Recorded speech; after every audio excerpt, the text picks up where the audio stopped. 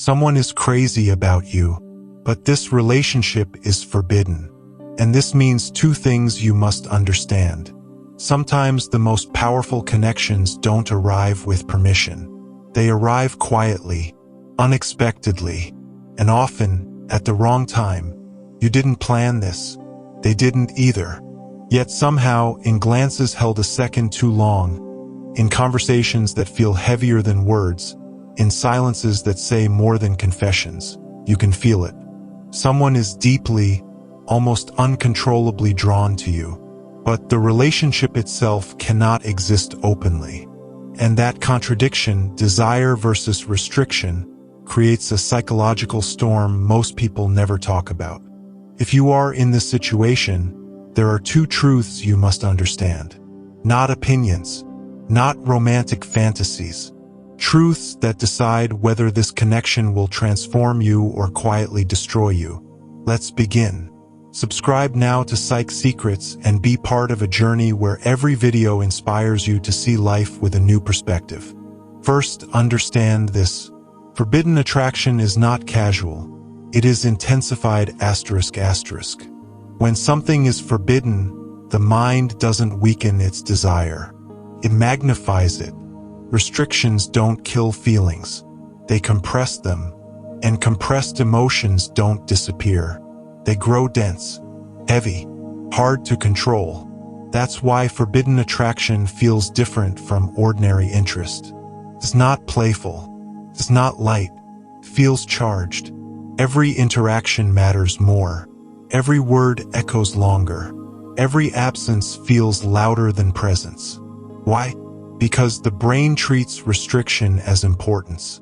When something is off limits, the subconscious asks, "Why does this matter so much to me?" And instead of answering logically, it answers emotionally.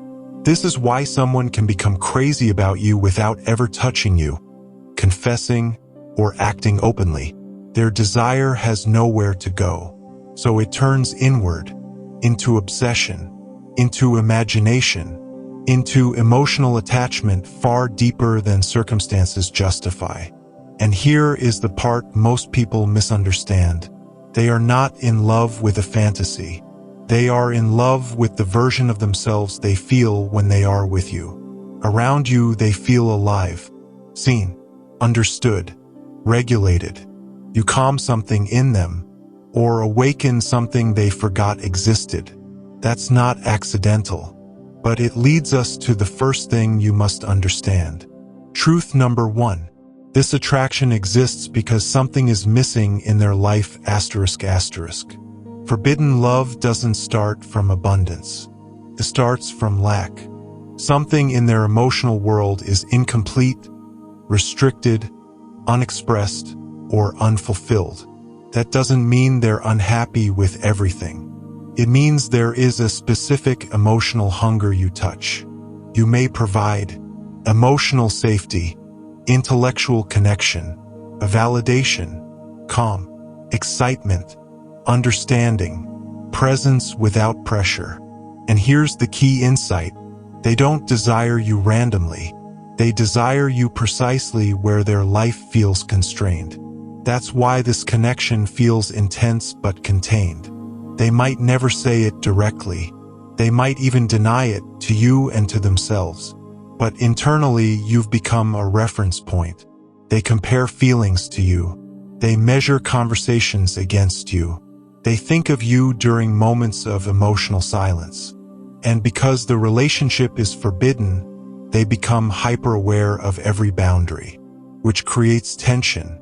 And tension fuels attachment. But here is the danger. If you misunderstand this, you may think, if they want me this much, it must mean destiny. Not necessarily. It means need. And need does not always equal sustainability. Which brings us to the second and most important truth. Truth number two. Forbidden feelings either force growth or create silent suffering ***. There is no middle ground here. A forbidden relationship does one of two things. Option one, it forces emotional maturity. Some people use forbidden attraction as a mirror. They ask themselves hard questions. Why am I drawn to this person? What is missing in my current life? What truth am I avoiding?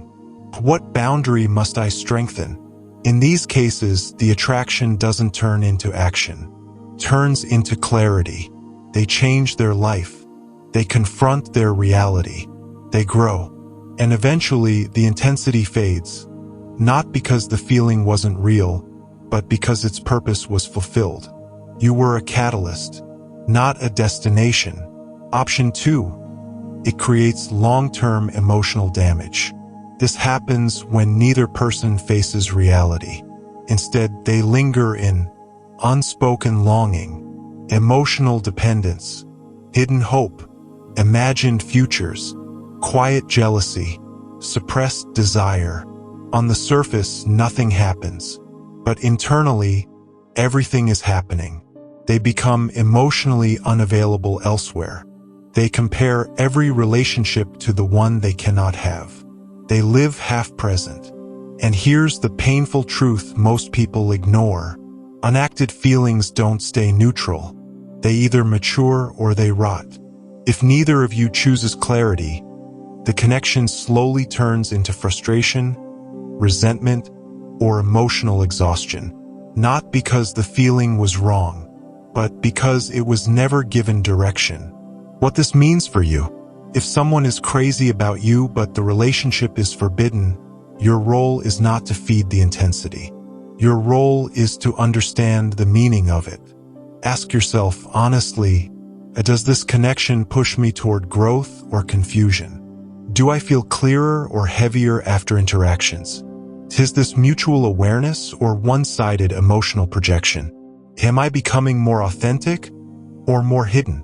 Here is a grounding truth. Real connection expands your life. Forbidden attachment often shrinks it.